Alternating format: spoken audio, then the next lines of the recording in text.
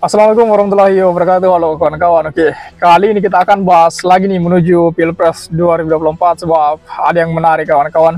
Jadi ini kawan-kawan kita akan bahas lagi nih tentang Pak Anies Baswedan yang betul-betul menyerang Pak Jokowi, yang betul-betul secara brutal mengkritik Pak Jokowi perihal masalah hutan yang dibabat, kemudian masalah pasir laut yang saat ini tengah diekspor ke Singapura itu. Nah, inilah yang kemudian saya pikir menjadi kejutan juga buat Pak Anies, karena dengan cara seperti ini maka elektabilitas Pak Anies dapat kita lihat semakin bagus, elektabilitasnya semakin naik ketika serangan dan kritik-kritikan selalu dilontarkan ke Jokowi itu. Nah, ini kita bisa lihat di sini berani kritik dua kebijakan Pak Jokowi itu. Pak Anies tidak tanggung-tanggung. Dia bilang bahwasanya sudah ketika hutan habis dibabat, kemudian pasir laut ini bla bla bla dan sebagainya. Ini yang harus kita ikuti, ini yang harus kita lihat kawan-kawan, bahwasanya Pak Anies Baswedan betul-betul memperlihatkan kepada kita inilah kebobrokan di masa Pak Jokowi, yang dimana hutan dan laut telah dieksplorasi secara berlebihan. Coba kita lihat dan coba kita kaji lebih dalam lagi kawan-kawan.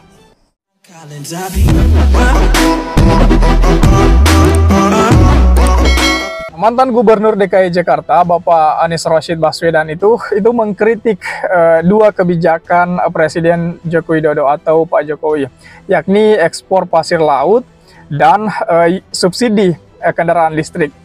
Opininya itu dituangkan dalam sebuah tulisan panjang berjudul Indonesia Darurat Krisis Iklim itu.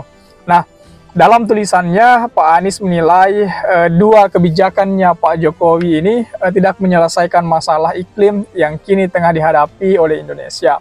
Itu kata Pak Anies, sayangnya ketika masalah krisis iklim terpampang nyata di depan mata, saat pulau-pulau terdepan rawan tenggelam pun daerah pesisir terancam abrasi, kebijakan yang diambil justru kebalikannya, yakni dengan mengizinkan eksplorasi pasir laut itu. Seperti itu yang dikatakan oleh Pak Anies Rashid Baswedan, yang dikutip oleh mediaindonesia.com pada Selasa kemarin kawan-kawan.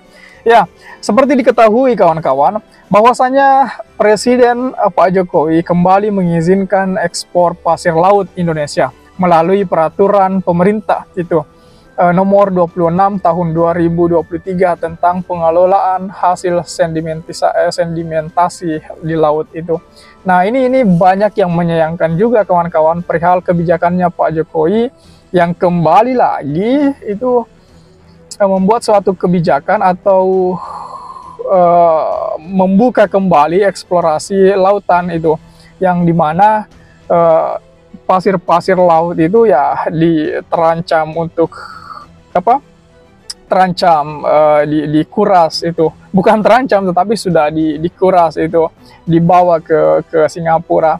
Mungkin saya bisa melihat bahwasanya ketika kemudian pasir laut itu dibawa ke Singapura, Singapura bisa membalas budi dengan cara memasukkan dana atau berinvestasi ke IKN itu. Mungkin rencananya seperti itu ya, karena kita bisa lihat bagaimana kemudian jualan IKN-nya Pak Jokowi itu sejauh ini belum laku-laku itu.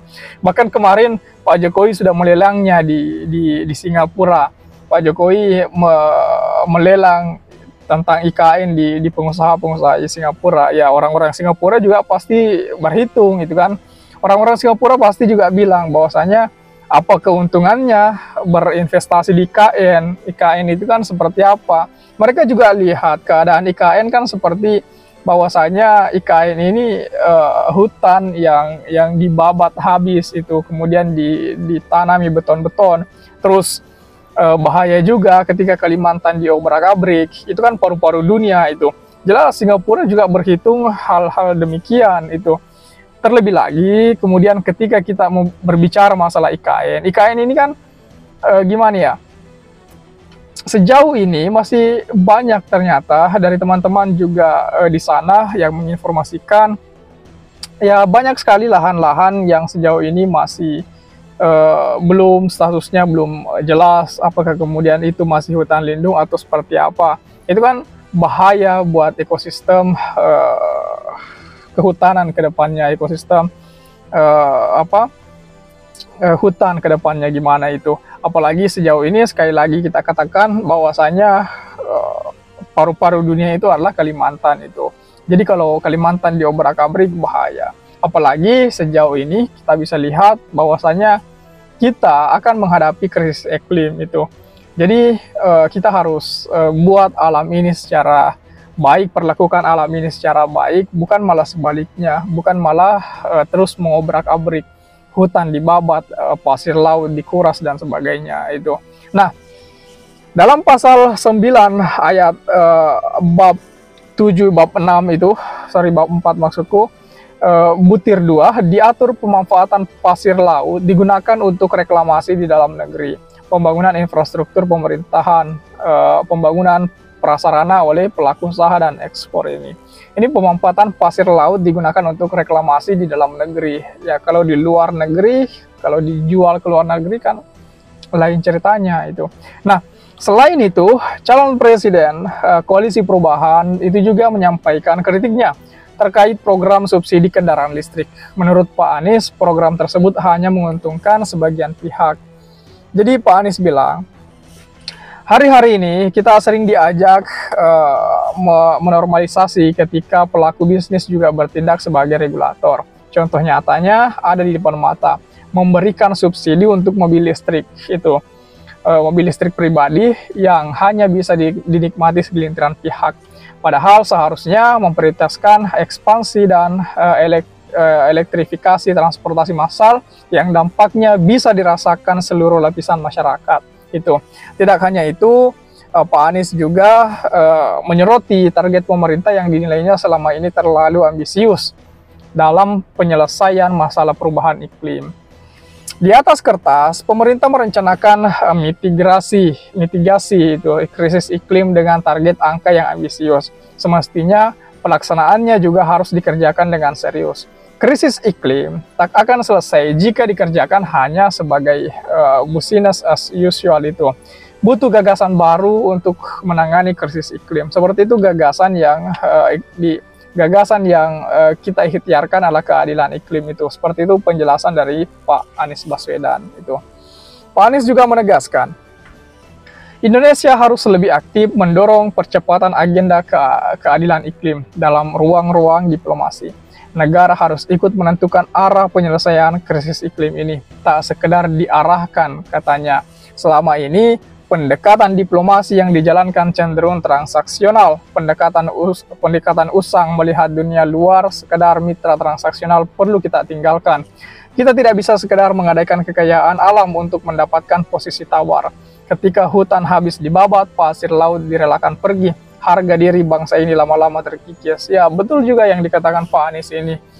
Ya, setelah kita lihat bahwasanya pemerintah saat ini membabat habis hutan Kalimantan untuk menanami beton, kita lihat juga pasir-pasir dikuras untuk dijual ke luar negeri. Jadi kita bisa lihat bahwasanya bagaimana kemudian pemerintah sangat ambisius sekali menaikkan nilai tawar Indonesia ke kancah dunia dengan cara merelakan segala aspek elemen yang ada di Indonesia, khususnya pasir laut ini. Itu. Jadi ini yang sebenarnya yang dikritik oleh Pak Anies itu. Ini yang sebenarnya disoroti oleh Pak Anies itu. Nah, sekarang saya kemudian kepada kawan-kawan semua. Apakah kawan-kawan sepakat dengan Pak Anies ini yang saat ini tengah genjot untuk mengkritik pemerintah, mengkritik kebijakan-kebijakan pemerintah yang telah dikeluarkan? Bagaimana tanggapan kawan-kawan mengenai hal ini? Coba tulis di kolom komentar. Oke? Share juga video ini supaya banyak yang berkomentar tentang informasi ini, kawan-kawan. Oke? Jadi saya pikir itu saja dulu. Terima kasih telah tiba di sini.